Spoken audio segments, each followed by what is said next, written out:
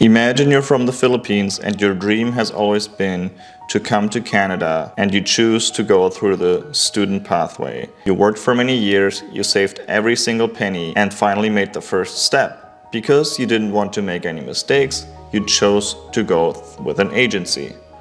Everything goes well, you got admitted to this school, you got your study permit, you even finish your program, and you're so happy when you get your post-graduation work permit. After applying for PR, you get a letter from IRCC saying that you are about to be deported because of fake documents. And that's what happened to the 700 students who are now facing deportation. And in this video, we're going to dive into that topic and tell you how to avoid it. Hi, this is MCN Felix, and we're here to help you aspiring international students with an easy and actionable guide towards your Canadian dream. So if you're with me, make sure that you subscribe to this channel and also like this video. And let's start with our topic for today. So we came across this article this morning, and of course I had to read it because of 700 students sending back home.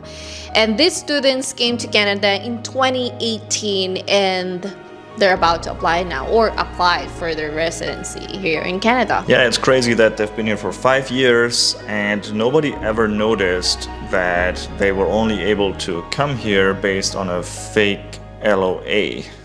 So let's dive into that, how it happened, and whose fault it is. Is it the student, the agency, or is it also the fault of IRCC? Here's what happened. So these students were helped by an agency in India, and they paid this agency for about 20,000 USD, and that includes the admission letter from Humber College. So they came to Canada, they got the student visa, but apparently this admission letter from Humber College is forged. And one more thing, that the agency notified the students that they have to change their school to a lesser known institution. Yeah, so when they came to Canada, they were told that they have to change it, and they were not informing IRCC about the change of the school, which you have to do. So you basically have to inform IRCC when you are changing your designated learning institution. And also when it comes to admission letter, I'm just wondering how come they got scammed with that. Because for admission letter, you will be getting this from Humber College and you will be getting a student ID. So what I am assuming here is that they kind of use the Humber College letter of acceptance to get the student visa. And then they came here and then they changed the school. Right. So because with a fake letter, you cannot attend any program. Right. True. So another thing that the article mentions is that in some cases, after being informed that they cannot go to Humber College, the admission fees were actually given back to the students. And also it says that the agent never signed any documents. The student signed everything and kind of did it DIY, applying to the school. Yeah. Now I'm just wondering how that works, because if you apply to a school, you give them your information, your email address, and then shouldn't the LOA come from the school to the student, or does it go to the agency? So how it works with the admission letter is when we apply the students as an agent to the school, is that we actually give them a student ID and then they get notified by the school that your application is being processed. This notification is an official email of the school. Right. And when you're paying for your tuition fee, you are paying the school. It doesn't need to go through an agency. Is it an option though? No. It has to go to the school. Okay.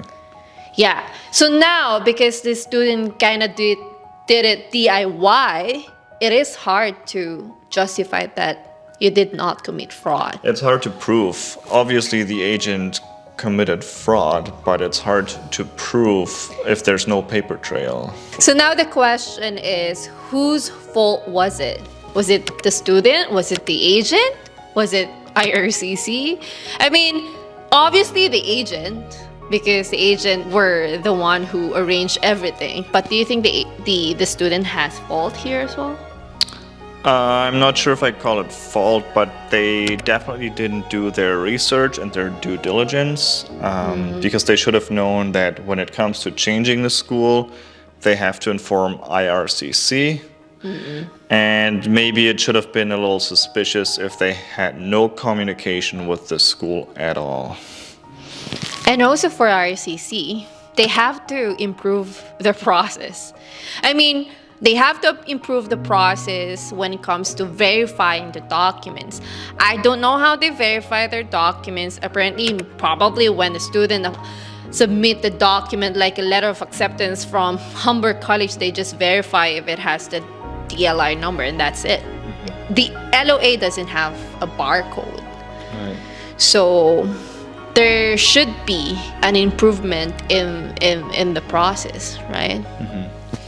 So hope you guys like this video and you learn from it. And again, be vigilant when it comes to scammers. They're everywhere. Yeah, even though you're using an agency, don't just rely with everything 100% True. on them. Do your own research. It's so easy today to just type something in Google, go on the website and see it for yourself. Right? Yeah, if you're seeking for help, you can get that, but you still have to do your research and verify everything.